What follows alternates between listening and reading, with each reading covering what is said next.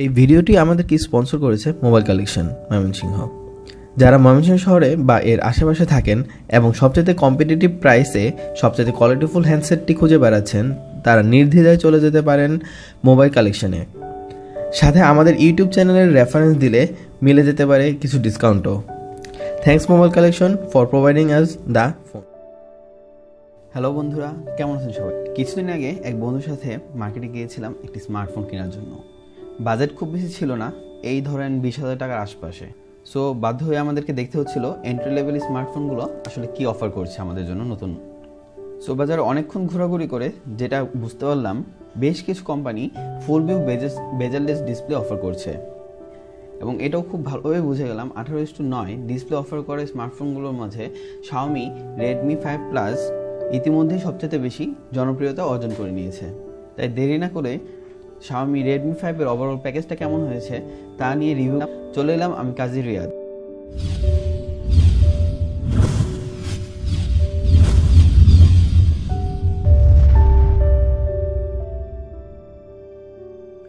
প্রথমে আসছি ফোনটির ডিজাইন এবং বিল্ড কোয়ালিটি নিয়ে।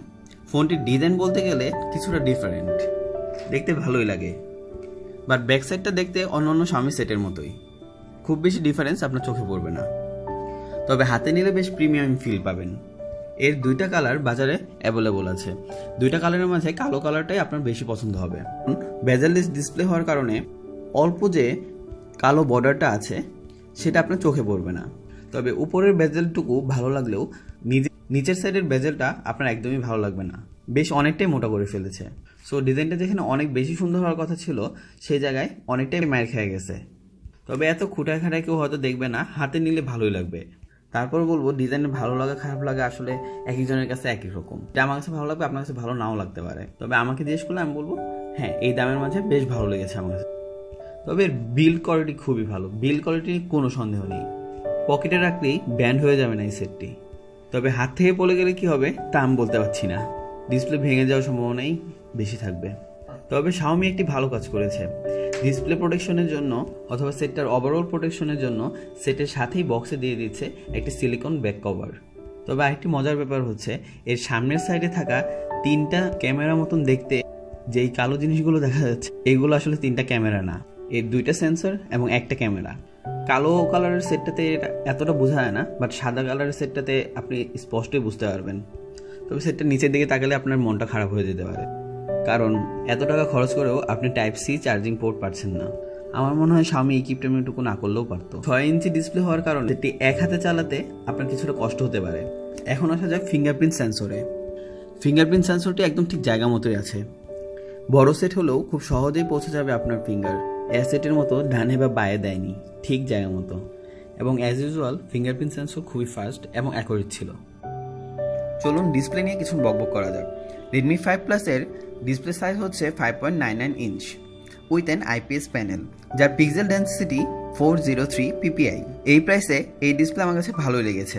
কালারগুলো খুব সুন্দর পপ আপ হয় এবং শার্পনেসও খুব ভালো। ইভেন বিভিন্ন অ্যাঙ্গেল থেকেও ডিসপ্লে ভিউ যথেষ্ট ভালো ছিল। টাচ রেসপন্সও আমার কাছে যথেষ্ট ভালো মনে হয়েছে। কিন্তু আউটডোর ভিজিবিলিটির অবস্থা যাচ্ছে তাই, একদমই ভালো লাগে না আমার কাছে। ফুল ব্রাইটনেসেও ডিসপ্লেতে তেমন কিছুই খুঁজে পাওয়া যায় না।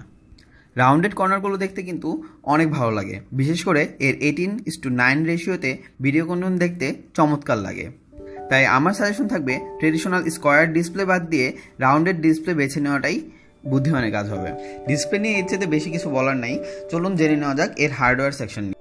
Redmi 5 Plus-এ পাচ্ছেন এই বাজেটে ইউজ করা Xiaomi সবচেয়ে কমন প্রসেসর স্ন্যাপড্রাগন 625। জিপিইউ হিসেবে পাচ্ছেন Adreno 506, সাথে থাকছে 3GB RAM with 32GB storage और 4GB RAM with 64GB storage. এছাড়াও expandable micro SD card use করা যাবে 128GB পর্যন্ত। সো এর পারফরমেন্স নিয়ে আলাদাভাবে বলার আসলে কিছুই নেই। এই ধরনের সেম চিপসেটে বাজারে এই ধরনের হ্যান্ডসেট অনেক অ্যাভেলেবল আছে। তারপরও যদি জিজ্ঞেস করেন যে এর পারফরমেন্স কেমন, আমি বলবো যথেষ্ট ভালোই ছিল এর পারফরমেন্স। ডে টু ডে ইউজে কোনো সমস্যাই হবে না, মাল্টিটাস্কিংও করতে পারবেন কোনো প্রকার লেগিং ছাড়াই। হাই এন্ডের গেম ছাড়া প্রায় সব গেমই খেলা যাবে। ব্যাটারি নিয়ে যদি বলি, তবে বলতে হবে এর ব্যাটারি লাইফ অনেক ভালো। USB Type-C চার্জিং পোর্ট থাকলে ভালো হতো, বাট না থাকাতেও খুব বেশি সমস্যা হবে না, খুব তাড়াতাড়ি চার্জ হয় ফোনটি। নর্মাল ইউজে 10 ঘন্টা বা এর চেয়েও বেশি ব্যাটারি ব্যাকআপ পাবেন, আর হেভি ইউজে 6 থেকে 7 ঘন্টা। স্পিকারের সাউন্ড কোয়ালিটিও ছিল অ্যাভারেজ, বাট সাউন্ড আউটপুট বেশ লাউড ছিল। তবে স্পিকারের প্লেসমেন্টটা আমার কাছে ভালোই লেগেছে। গেম লাভার ছাড়া রেগুলার ইউজারদের জন্য এটা কোনো সমস্যাই হবে না। চলে এলাম ক্যামেরা সেকশনে। ক্যামেরা মোটামুটি মানের মনে হয়েছে আমার কাছে, খুব বেশি ভালো না আবার ফেলে দেওয়ার মতো না। ডে লাইটে এটি খুব ভালোই ছবি তুলতে পারে। এর শার্পনেস এবং কালার রিপ্রোডাকশন ছিল মাঝারি মানের। তবে এইচডিআর মোডে এর কালার এবং শার্পনেস বেশ একুরেট মনে হয়েছে। তবে লো লাইট ক্যামেরা একদমই ভালো ছিল না। সেলফি লাভারদের জন্য ক্যামেরা খারাপ হবে না। 5 মেগাপিক্সেল হলেও পিকচার বেশ শার্প এবং একুরেট মনে হয়েছে।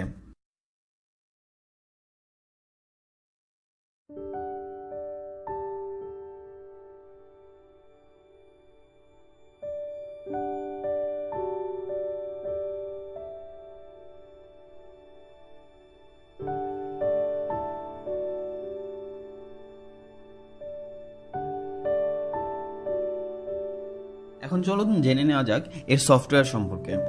সফটওয়্যার হিসেবে পাচ্ছেন অ্যান্ড্রয়েড 7.1.2 নোগেট উইথ MIUI 9।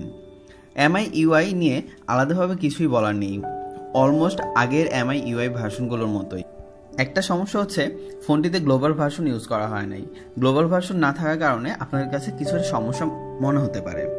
আসলে সফটওয়্যার নিয়ে এর চেয়ে বেশি কিছুই বলার নেই। এই সেটটি ওভারঅল আমার কাছে বেশ ভালোই মনে হয়েছে এই বাজেটে। আমার কাছে যদি 16 থেকে 17 হাজার টাকা থাকতো তাহলে হয়তো আমি এই সেটটিই কিনতাম। বাট এই দামে বাজারে আরও অনেক ধরনের সেট অ্যাভেলেবল থাকায় ডিসিশনটা আপনাকেই নিতে হবে। এতক্ষণ ধৈর্য ধরে আমার বকবকানি শোনার জন্য আবারও ধন্যবাদ। আমার বকবকানি ভালো লেগে থাকলে প্লিজ লাইক বাটনে ক্লিক করবেন। আমরা ভবিষ্যতে বাংলাদেশে অ্যাভেলেবল সব ব্র্যান্ডের স্মার্টফোনের আনবক্সিং নিয়ে বেশি কাজ করব। সো সব নতুন নতুন হ্যান্ডসেটের আনবক্সিং সবার আগে পেয়ে যেতে সাবস্ক্রাইব করে ফেলুন আমাদের এই চ্যানেলটি। আপনাদের সাবস্ক্রাইব এবং কমেন্টসই আমাদেরকে কাজ করার অনুপ্রেরণা। Thanks for watching and stay with Kazi brothers.